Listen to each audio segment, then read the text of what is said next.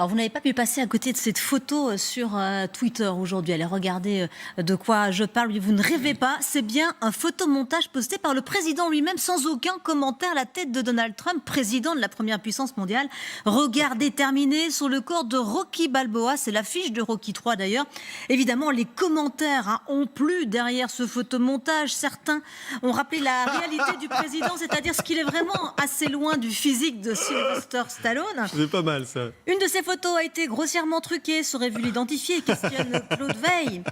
Alors Donald, t'es prêt pour un octogone sans règles? Ça c'est un autre photomontage du coup pour répondre à celui de Donald Trump. Un octogone, c'est un combat en MMA. Exactement, voilà, en référence au combat qu'on connaît, proposé par Bouba et Karis notamment.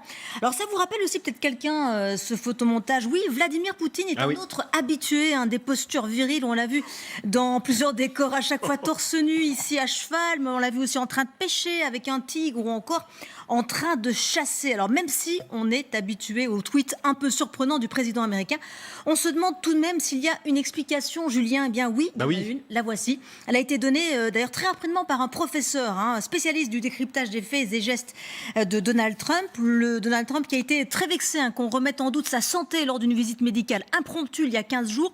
Et cette nuit, en meeting en Floride, il a affirmé que les médecins lui avaient demandé à cette occasion de leur montrer sa poitrine fantastique.